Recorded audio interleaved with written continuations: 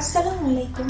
কেমন আছেন? আশা করি সবাই ভালো আছেন। আজকে আপনাদেরকে নুডলস এবং আলু দিয়ে খুবই মজার একটি পিঠা তৈরি করে দেখাবো। তো চলুন শুরু করা যাক।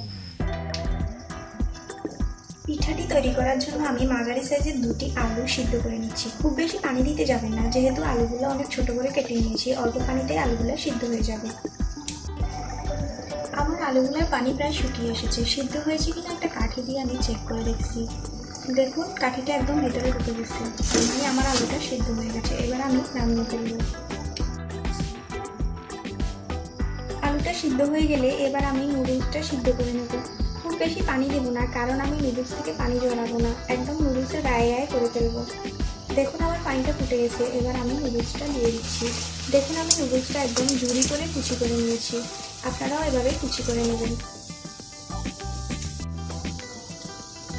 দেখুন, আমার নুডলসের পানিটা শুকায় একদম নুডলসের গায়ে গায়ে চলে আসছে। আমি এই পর্যায়ে নামিয়ে নিচ্ছি। আপনারাও এই পর্যায়ে নুডলসটা নামিয়ে নেবেন। এবার আমি অন্যান্য উপকরণগুলো মিশিয়ে নিচ্ছি। এটা হচ্ছে আমার সেই সিদ্ধ করা নুডলসটা এবং এটা হচ্ছে সেই সিদ্ধ করা আলুটা। আমি খুব ভালোভাবে চটকে নিয়েছি। এবার আমি 2 টেবিল চামচের মতো পেঁয়াজ কুচি দিয়ে দিচ্ছি। এখানে আমি 1 টেবিল চামচ কাঁচামরিচ কুচি করে নিয়েছি এবং হাফ চা চামচ রসুন নিয়েছি, সেটাও দিয়ে দিচ্ছি। এবার আমি দিয়ে দিচ্ছি নুডলসের সেই মশলাটা, 1 চা চামচ লবণ এবং হাফ চা চামচ হলুদ। এবার এটাকে খুব ভালোভাবে মেখে নিব।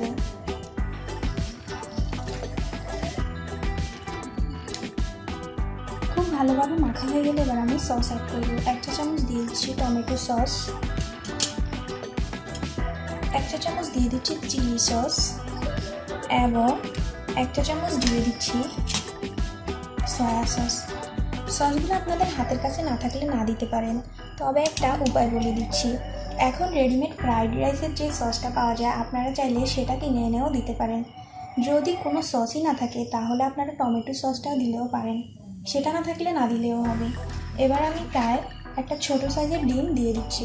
আপনাদের ডিমটা যদি খুব বেশি বড় হয়, সেখান থেকে আপনারা অর্ধেকটা ডিম নেবেন।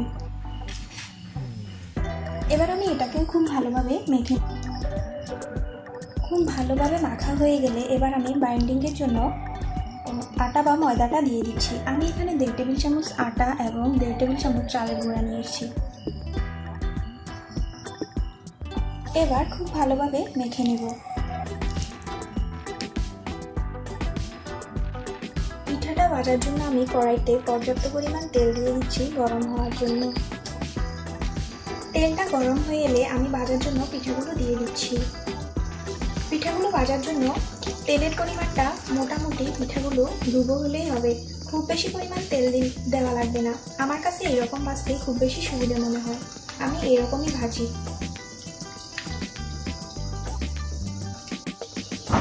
যেহেতু আমি পিঠার উপকরণগুলো মাখার সময় ডিম দিয়েছি, সেজন্য যখন একটু বাবুল উঠবে, এটা নিয়ে এত চিন্তা করার কিছু নেই। পিঠাগুলোর এক পাশ ভাজা হয়ে গেলে এবার আমি অপর পাশ ভাজা হওয়ার জন্য উল্টে দিচ্ছি। দেখুন, আমার এ পাশটায় অনেক সুন্দর কালার আসছে। এক পাশ ভাজতে আমার আনুমানিক 4 থেকে 5 মিনিটের মতো সময় লেগেছে। চুলার আগুনটা কিন্তু লো মিডিয়াম হিটে রাখতে হবে, তা না হলে পুড়ে যাবে।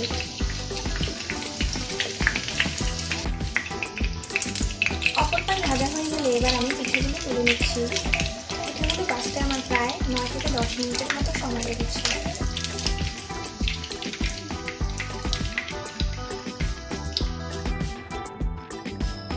হয়ে গেল মজাদার নুডলসের পিঠা। পিঠাটা কেমন হয়েছে খেয়ে আমাকে জানাবেন। আজকের মতো এখানেই বিদায় নিচ্ছি। আল্লাহ হাফেজ।